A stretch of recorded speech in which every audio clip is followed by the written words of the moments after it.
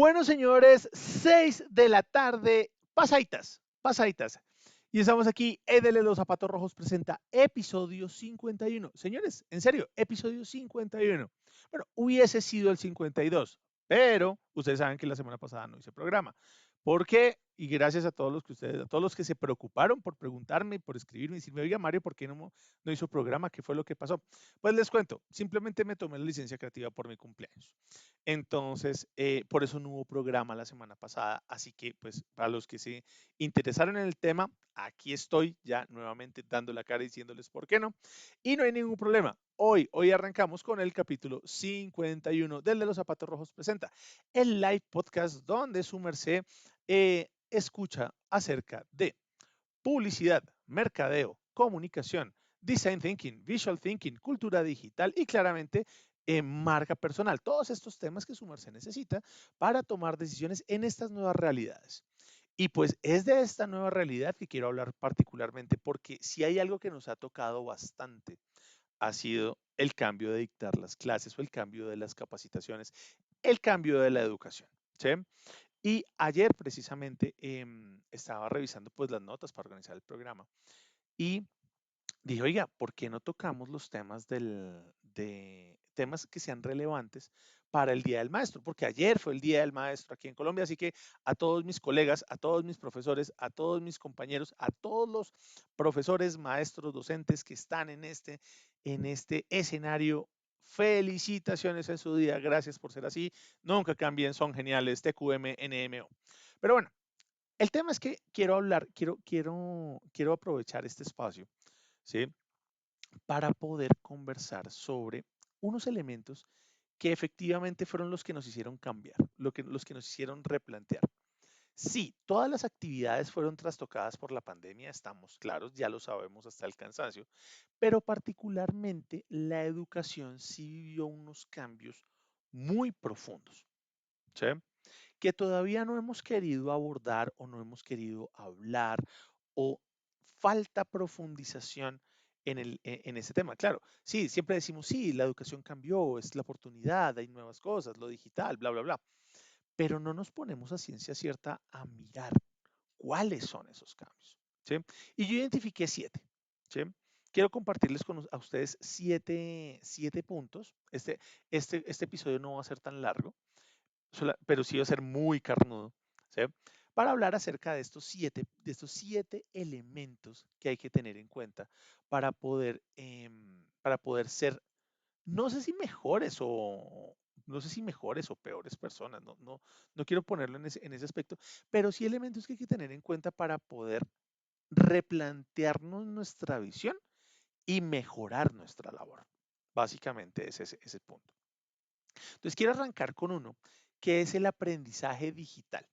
Y pilas porque aquí estoy haciéndola, no estoy abordándolo desde la educación, desde lo que estamos haciendo básicamente, que es la educación asistida por tecnología o la presencialidad asistida por tecnología, ni tampoco desde los escenarios del e-learning, ¿sí? Del antiguo e-learning. No, yo creo que esta pandemia ha fusionado estos dos escenarios y nos ha creado la educación digital o el digital learning. ¿Cuál es por qué pasa esto? Nosotros veníamos acostumbrados a una educación digital, ¿sí? Que de hecho, perdón, sí, al e-learning, a la educación virtual es la palabra. Nosotros venimos acostumbrados a la educación virtual, unos programas que en Colombia, particularmente un modelo educativo que en Colombia tuvo mucha cobertura, se popularizó muchísimo por su flexibilidad y sus bajos costos, ¿sí? Que permitía que muchas universidades, muchos colegios, muchos institutos y aún así muchas empresas adoptaran su modelo de capacitación sobre esta plataforma. Clases asincrónicas, un modelo de educación autónoma, muy el bachillerato por radio, más o menos, para los viejenials que me escuchan, pero por internet. Entonces, a mí me llegan las guías, yo las estudio, cuento con un tutor con el que me encuentro de forma sincrónica una vez a la semana o una vez al mes, como la educación a distancia era la palabra que quería que era como el modelo que quería tomar. Más o menos este modelo de educación a distancia, pero se implementó en la Internet básica que alcanzamos a tener y el modelo se popularizó. ¿Sí? Entonces, además, si tienen la palabra eso es de hace 20 años. Entonces, para que tenga, si me escucha algún millennial, como diría Molinari, perdón, Centennials, si tiene la palabra eso es de hace 20 años. Entonces, el e-learning lo que nos hacía era eso, un modelo muy robusto, últimamente muy robusto, bastante aplicado, de muchísima calidad, que se basaba en la autonomía del estudiante. Y así funciona. ¿Sí? Ahora bien, muy en paralelo, ¿sí? Empezó a salir una educación, no quiero llamarlo e-learning porque era una educación asistida, muy como, voy a utilizar mal la palabra, como un mercado negro de la educación, donde consultores, donde tutores, donde capacitadores independientes utilizaban herramientas nacientes en esa época, estoy hablando de hace unos 5 años, como un Zoom, como un Skype, ¿sí? Para cobrar clases particulares. Entonces, eran personas que se reunían a su grey, le daban un tema, les pasaban el Zoom y cobraban por la transacción. Nada nuevo, nada raro, ¿sí? De hecho, muchos consultores independientes tuvieron como negocio y de hecho muchas empresas que hoy son reconocidas en su escenario de capacitación arrancaron con ese escenario de yo convoco a mi grey en un Zoom, en un Skype en su momento y daban su clase de 1 hora e impartían un conocimiento. De hecho, esto también lo vimos mucho en escenarios de YouTube y funcionó. ¿Qué pasó con la pandemia? Cuando llega la pandemia y nos encierran a todos, las grandes universidades y los grandes centros académicos empiezan a integrar estos dos modelos y se dan cuenta que claramente tienen su proceso de educación virtual, que es fantástico el e-learning, que es fantástico en la creación de los contenidos, en el desarrollo de los procesos, pero también se dan cuenta que hay una metodología de aprendizaje presencial asistida por estos medios digitales. Entonces, no es nuevo para las personas haberse metido y haber podido tomar una clase, lo que yo hacía en un salón de clases, poderlo hacer a través de una cámara. Entonces, cuando y con la mejor calidad del e-learning. Entonces, lo que nos permiten en estos dos escenarios es mezclar lo bonito de los dos, mezclar lo bonito de esas clases, quiero decir, hay una palabra para esto, de estas clases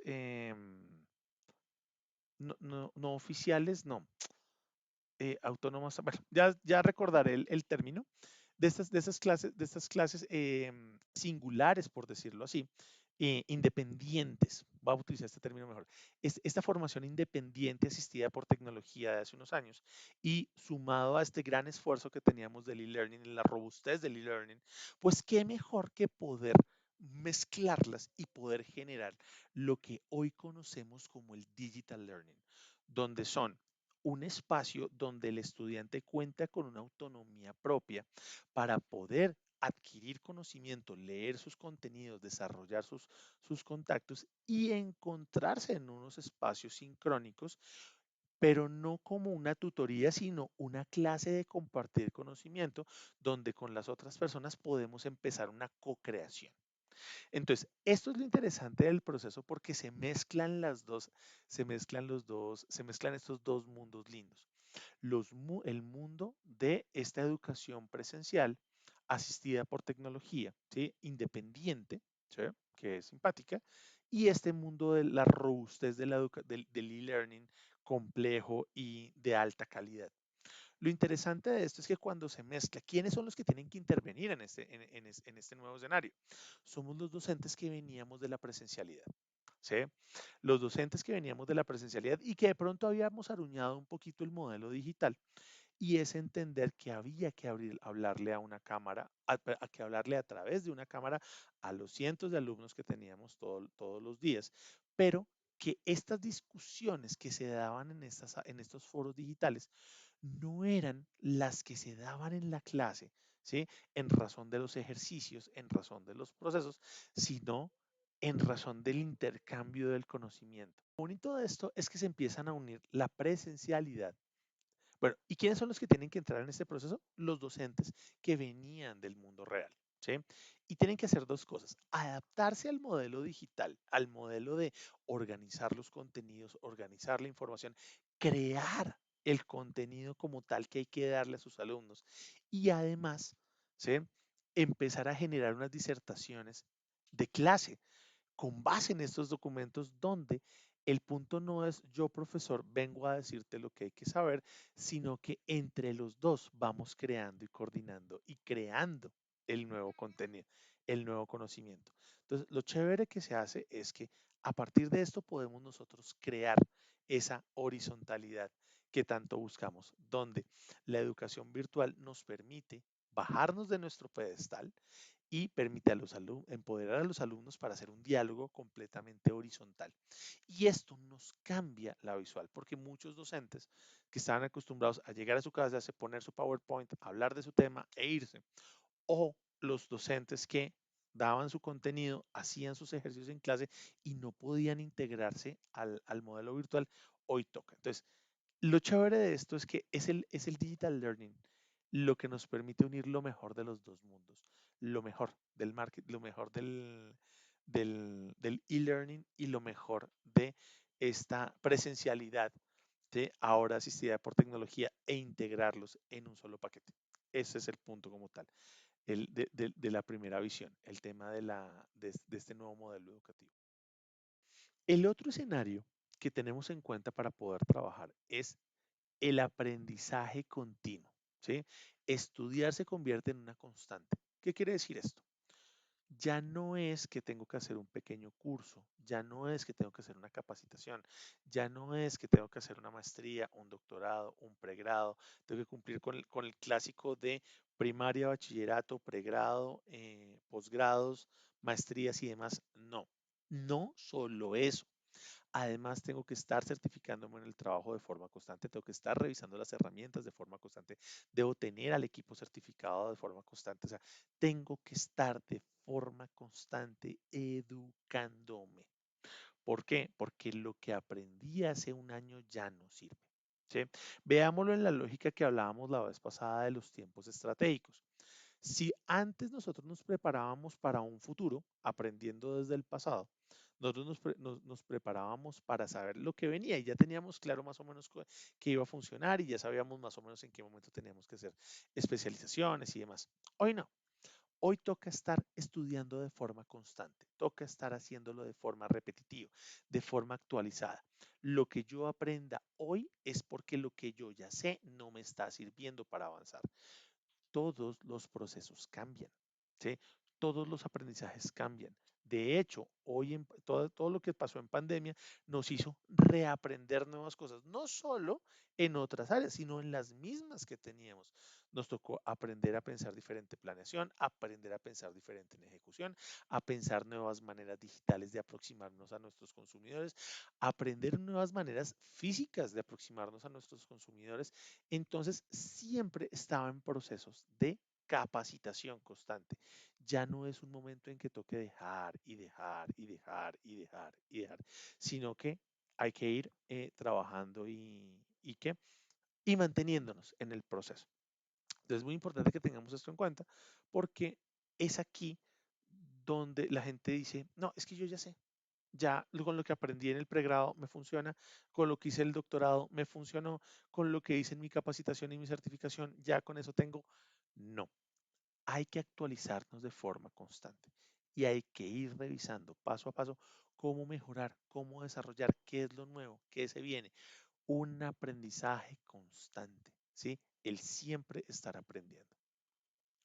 Otro punto que debemos tener en cuenta para este desarrollo es el microaprendizaje. Muy de la mano del anterior, que siempre debemos estar aprendiendo, y muy de la mano del digital learning, que obviamente nos dispone de las nuevas herramientas para hacer educación presencial asistida por tecnología y para hacer esta educación autónoma basada en todos los procesos de e-learning, viene el microlearning. ¿Sí? Donde yo a través del celular, a través de la computadora, con microvideos, con microcontenidos, con los llamados infoproductos, con cursos con cursos de 2 horas, con cursos de 5 horas, con cursos de 20 minutos, yo voy a aprender algo de forma específica. O sea, tan sencillo como cómo apretar un tornillo girándolo hacia la derecha, más o menos. Y yo necesito aprender ese conocimiento en particular. Yo necesito hacer una macro, yo necesito hacer una suma de Excel, necesito cómo crear un sitio web en PowerPoint, necesito aprender a pintar zapatos, necesito aprender a decorar una maceta, necesito aprender a cuidar una planta. Esto se arma en cursos específicos. Además, porque no tenemos tiempo. Ya no hay tiempo de 5 años, ya no hay tiempo de 10 años para aprender algo, un saber, ¿no? Además, porque en ese momento ese saber se podía extender. No, ya no hay tiempo para eso. Entonces, muy sumados a cursos de donde me votan 3 parrafitos donde puedo leer algo particular y eso me sirve para entrar y aplicarlo de una vez, nos funciona bastante. De hecho, es gracias al microlearning que muchos de nosotros hemos salido avante en plataformas como estas. Que a propósito, si les está gustando el proceso, ya saben, aquí abajo, ¿sí? Si está en Facebook, ya saben, aquí abajito, escriba si le gustó o no le gustó, qué le ha gustado hasta el momento. Puede escribirlo. De hecho, también nos puede seguir no puede seguirnos aquí en la página, puede darle like o puede generar alguna interacción, puede compartirle este contenido a alguien que quiera, ¿sí? A alguien que quiera, que usted considere que pueda aprender y así hacemos crecer la marea roja. Y también puede comentar lo que le gusta o no. Igual, si su merced nos está viendo por YouTube, fantástico. Active aquí la campanita para que le lleguen las notificaciones. Así para que le llegue la campanita, activa la campanita para que le lleguen las notificaciones. También se puede suscribir al canal, cosa que le agradecería. Y además, también aquí abajo puede dejarnos sus comentarios, saber qué le gusta, qué no le gusta, qué quisiera aprender en estos modelos y demás. Ahora bien, si nos está escuchando asincrónicamente a través del podcast, pues fantástico. Déjenos sus comentarios y califíquenos con las 5 estrellas en su plataforma de podcast favorita. Le agradeceríamos mucho para que este haga como marea roja, para que todos los que hacemos parte de este gran combo nos haga crecer esta marea roja y haga que este contenido de valor le llegue a más personas. Esto que estamos haciendo no es otra cosa que lo que usted ve en tutoriales, en otros podcasts, en otros espacios donde cada uno de nosotros lo que hacemos es ofrecer contenido de valor en porciones muy pequeñas para decir, ok, tengo 30 minutos, voy en el Transmilenio, estoy en la casa, estoy en el transporte público para los que pueden salir ¿cómo se llama? Muy protegidos, claramente, o si están haciendo alguna otra labor y nos están escuchando, claramente esto, además de pasar un buen rato escuchando esto, les va a servir para tener un aprendizaje mejor. ¿Listo? Entonces, esos son los espacios de microaprendizaje. Entonces, ya tenemos 3. Tenemos el microaprendizaje, tenemos el digital learning y claramente tenemos nuestro aprendizaje constante. Aprendizaje constante, digital learning y claramente el microlearning. Después de esto, nos podemos basar también en la educación adaptada. Recuerden que si hay algo que nos permite la Internet es personalizar la información. Pasado está, ¿sí? El diseñar las clases gigantescas para 50 mentes, donde uno le daba el mensaje a 10.000 personas y todos aceptaban el mensaje como era. Ya no es así, ¿sí? Hay que, en la medida de lo posible, hay que adaptar el contenido al formando. Hay que adaptar el contenido a cada una de las personas. Claro, no se puede hacer en todo momento. Habrán espacios donde podemos interactuar con un grupo pequeño, con una educación personalizada y poder medir específicamente cómo mi contenido se puede adaptar a esa persona. De hecho, una de las grandes formas que hemos tenido gracias a estos espacios digitales ha sido pues la conexión y las consultorías uno a uno, donde podemos estar formando a personas de manera individual y ayudándolas a crecer en sus procesos. Sumando, o sea, podemos sumar esta educación adaptada con el microaprendizaje, con el constante aprendizaje, claramente, y pues en plataformas de educación digital. Como ven, esto es una constante adaptabilidad que nos permite estar mirando, oiga, cómo estoy adaptando yo, cómo estoy conociendo yo como docente la labor de mis alumnos, de mis formandos, de mis educandos, de mis guiandos, de las personas que estoy acompañando en este escenario. Y aquí nos permite saber cómo yo puedo adaptarle y darle valor a cada uno de ellos. Recuerden, ninguno es más inteligente que todos nosotros juntos. Y la labor es poder, desde las particularidades de las diferencias, poder crear un gran escenario de co-creación. Lo que nos lleva al aprendizaje experiencial. A mí no me hable carreta, a mí muéstreme, ¿sí? Muy desde lo que trabajamos en Visual Thinking y Design Thinking, ¿sí? Muy desde el tema del prototipado. Atrás quedó el escenario donde le abrían a uno la mente y le volcaban conocimiento y uno se grababa toda esa información porque eso era lo que le iba a servir a uno para la vida. No, más allá de este escenario, lo que nos toca es saber cómo yo puedo empezar a aplicar ya mismo el contenido que me están dando a través de dibujos, en escenarios virtuales, a través de dibujos, a través de juegos, a través de encuestas, ir midiendo, ir revisando el constante aprendizaje en función de la medición continua, de las evaluaciones constantes. Porque, señores, en digital sí hay que evaluar. Atrás queda este concepto de que todos somos iguales y el conocimiento no se puede medir, porque es que dependiendo de lo que somos, entonces vamos a adaptar el contenido. Carreta. El contenido hay que medirlo y las clases hay que medirlas, pero no se miden como los test tradicionales. Lo que tenemos es que ver es cómo podemos adaptar este contenido haciendo la educación personalizada, pero también tenemos que personalizar las pruebas. Y la mejor manera de saber si se aprende es utilizando las habilidades manuales o las habilidades de creación, bien sea artísticas, bien sean conceptuales, de las personas que estamos educando para saber si el mensaje se adoptó y se entendió. Si lo logramos hacer de esa manera, puede funcionar y lo podemos hacer de una mejor manera. Lo que nos lleva a la última parte y es el EduTech. Entender claramente las herramientas de formación. ¿Sí? No podemos nosotros hacer un proceso de educación digital si no conocemos el lenguaje digital. ¿Sí? Claro, podemos nosotros como docentes ser unos expertos en desarrollar contenido para aulas físicas, en poder desarrollar nuestros PowerPoints para que los alumnos los puedan ver desde sus asientos, ¿sí? En hacer dinámicas grupales donde se nos puedan juntar las personas en las sillas y poder dar una respuesta a través de unas fotocopias. Eso está claro y eso lo podemos hacer en el mundo físico, pero en el mundo real, en el mundo digital, en nuestro nuevo mundo real, ya no es así, ¿sí? Hoy en día tenemos que utilizar no solo las herramientas de encuentro digital, como son este YouTube, este Facebook o el Zoom, el Teams, sino también empezar a tener herramientas donde podamos empezar a jugar en tiempo real, donde podamos tener herramientas donde podamos preguntarle en tiempo real y medir y poder calibrar en tiempo real si las personas están entendiendo lo que nosotros sabemos.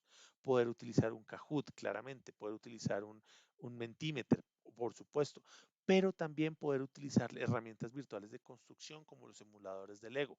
Ojo, también utilizar las herramientas, los emuladores de dibujo, los emuladores de las pantallas visuales, el mismo Jamboard o las pizarras interactivas que nos permiten emular como si estuviéramos en un salón de diseño para poder trabajar en co-creación.